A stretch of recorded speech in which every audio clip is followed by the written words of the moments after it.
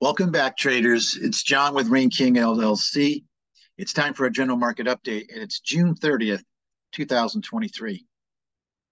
Reminder, I'm an amateur individual growth stock investor. And here's our agenda for today's update. We're going to talk a little bit more in depth about the S&P 500. Then we're going to get into sentiment and the Fed. We'll continue our look at the pullback evaluation. Then we'll get into the action of some of the leading stocks, and then we'll wrap up. So I've shown this before. This is a slide comparing the 1962 bottom, which I've been kind of using as a precedent, to the 2023 market where we are. And without recapping everything, you can capture that from previous videos. The point is, once the crisis was over, the Cuban Missile Crisis, there was a nice sharp move up the bottom and then some real tightness in the index, which is a good indication of accumulation. So in our situation, back in 2022, we retested the lows from October in December, then we retested again under the banking crisis scenario. And then if you've noticed, we've moved up. We've actually moved up 1, 2, 3, 4, 5 weeks up. And then we had this very short pullback where we're holding tight. That's all really, really constructive in my mind. And it certainly looks like we want to go higher as we progress during the year. Now let's get into the S&P 500. Couple of things. This is a weekly chart of the S&P.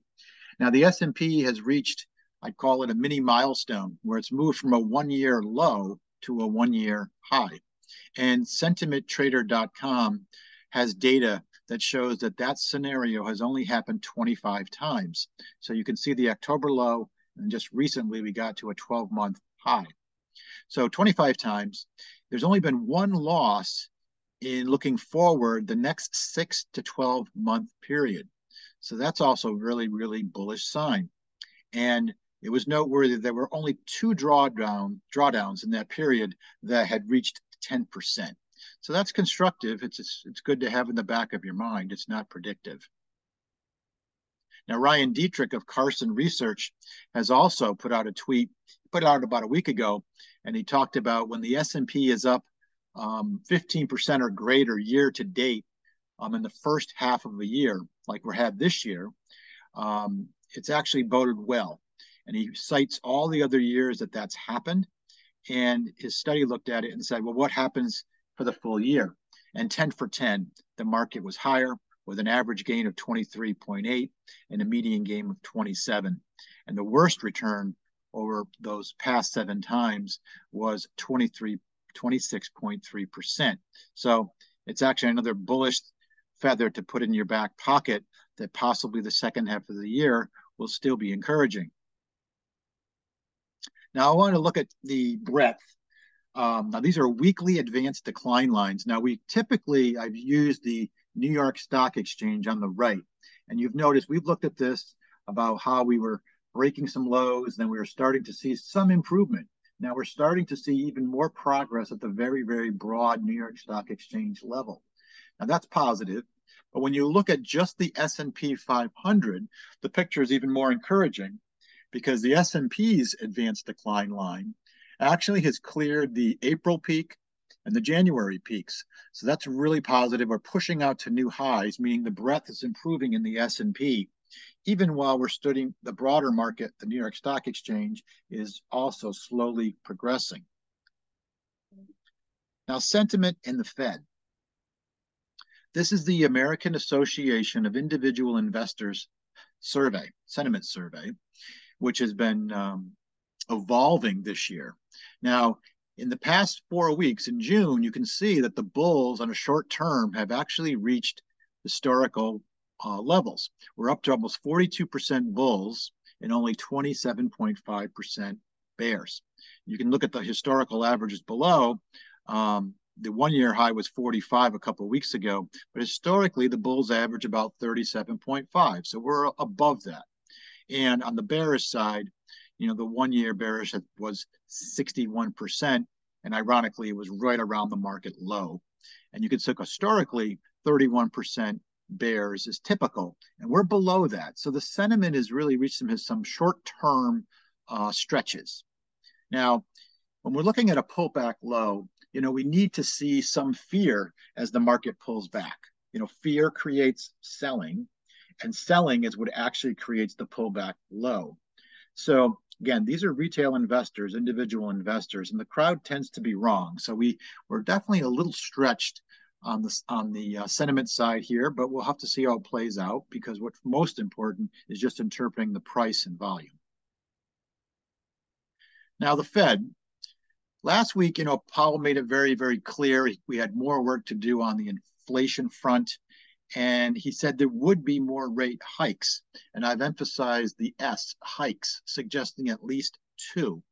Now, Powell was in Europe this week, and he reinforced that message. So what really is contrary to this is there was a Fed report by the own economists within the Fed, and it was titled this week, "The Fed Thinks Catastrophe is Coming for U.S. Businesses." The report cited historic levels. 37% of distressed U.S. companies are in major trouble, and that it would be a big hit to employment and economic activity.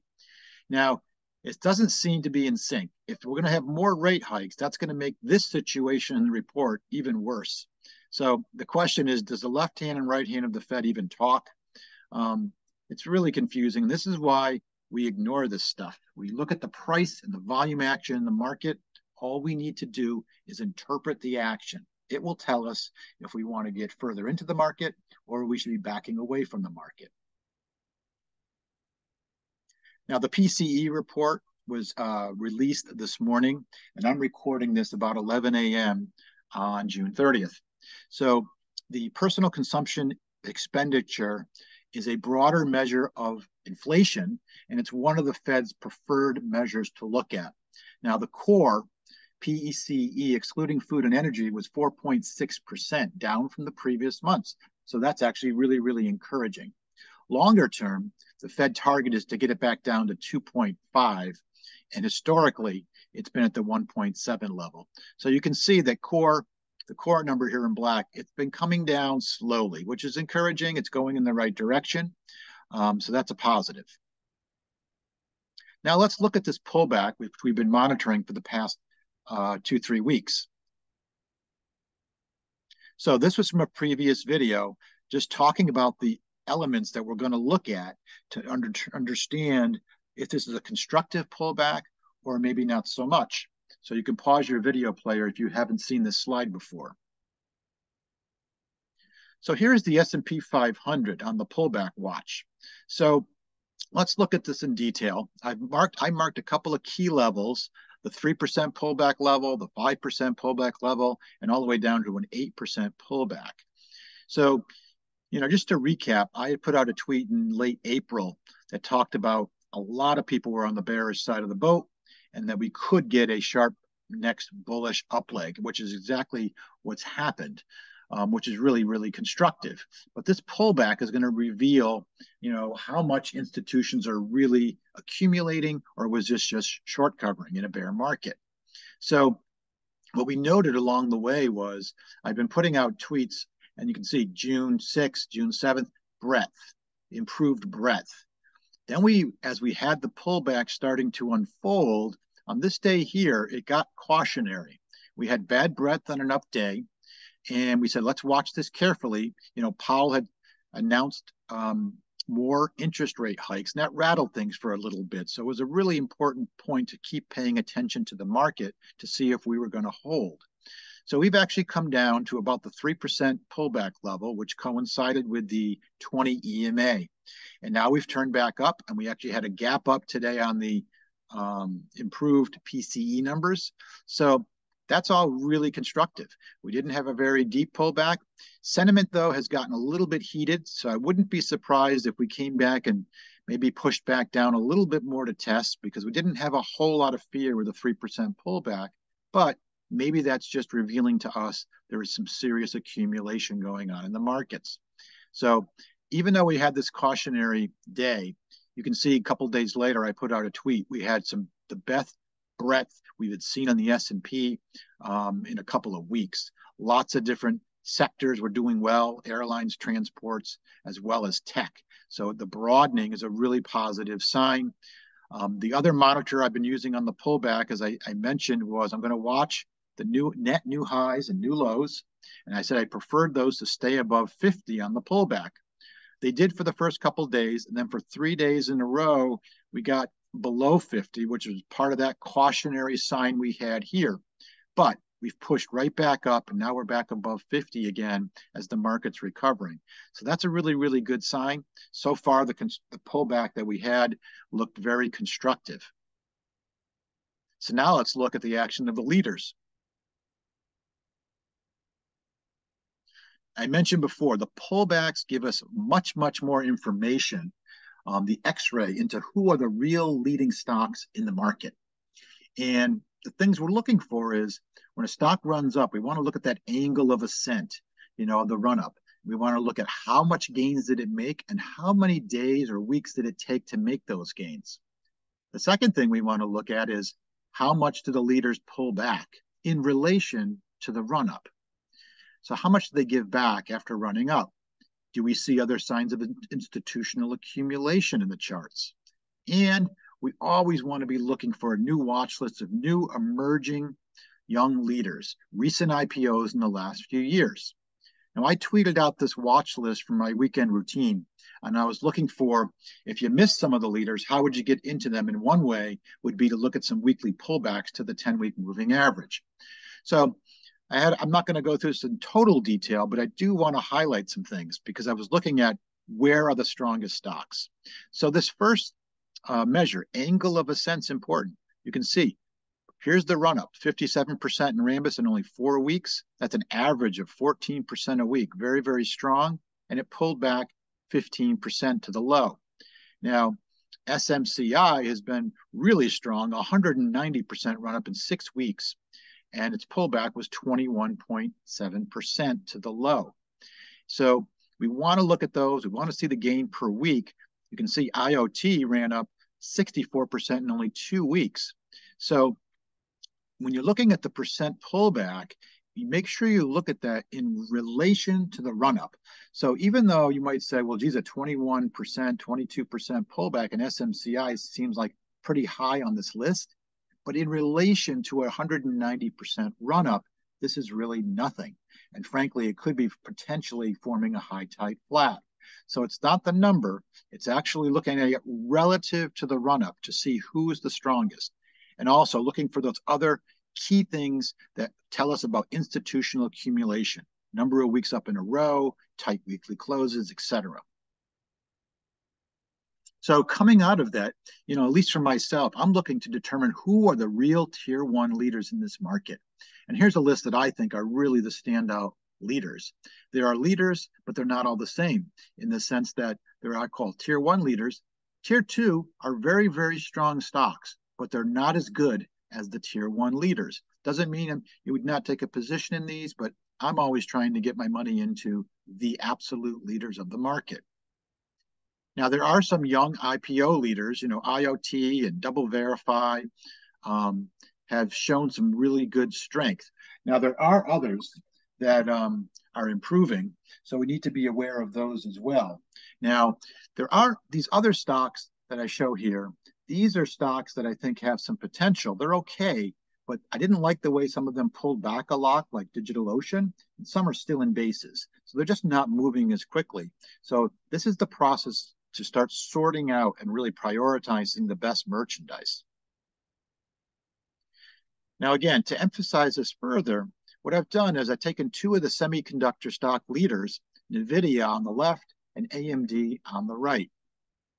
So what I've done, I've lined up the stocks side by side, looking at the November 21 top. So here we have it in both stocks. Now we can see that NVIDIA has actually pushed out to new highs, while even though advanced micro devices has moved up, it's still in a big base. So you tell me, who is the real leader in that space? Here's 2 more. Here's ACLS and Lam Research. I've lined up the January 22 high, and you can see Lam Research has gone through a long base building process, and it may break out. But look at the action of Axcelis. It's been out of the base, moving up to new highs continually. So this is definitely a stronger stock than that, even though they're both semi-equipment stocks. In the security space, Palo Alto on the left, Fortinet on the right. Palo Alto, we're measuring these now from April of 22 on both stocks. Fortinet still in a base, could emerge. But look at Palo Alto has shown its superior strength and volume coming out of the base. This is the tier one leader. Now, I've included one more idea for you to look at for a specific reason. Now, the biotech industry has not been a leading sector right now, but you might want to keep an eye on this. This is the XBI Spider Index ETF. You'll notice that it's kind of been forming a double bottom base, kind of a low bottoming base. Now, the reason I'm showing you the biotechs is really for one reason: seasonality. July tends to be the strongest month for biotechs. So this is the XBI, and those of you that are more aggressive, you're probably aware of the 3X bullish LABU index, which is really shown here as flat. So I'm not saying this is the place you need to buy. Personally, I don't buy biotechs. I think they're too risky. But if I were interested in the sector, I might play an ETF, something to keep an eye on. July tends to be a good month. So as we wrap up this video, the summary would be this: was the pullback deep enough given the current sentiment? It certainly was a very brief pullback, which is constructive, but are we a little overheated on the sentiment side? That'll play out. We know that this 3% is very constructive. It reveals a lot of support under the market, and I think the broadening breadth is also a very good positive sign. The leaders have held well so far, and the rotation we're seeing into the IWO and the MDY midcap shows that that is constructive and broadening of the rally. So stay away from the news. It's only going to confuse your decision making. Watch the stocks and watch the action. Certainly, I think there's, with the constructive pullback, there's opportunities to increase your exposure levels somewhere between 45 and 70%. Be careful and do it incrementally. I would, don't plunge. Don't chase extended stocks. And as always, watch your average cost. The pullback, we could get another pullback shortly. So, as Peter Lynch once said, if you own stocks, there's always something to worry about. I wanted to wrap up with just wishing everybody a great 4th of July holiday weekend. If you have comments or feedback, here's how you can reach me. And that's the general market update for June 30th, 2023.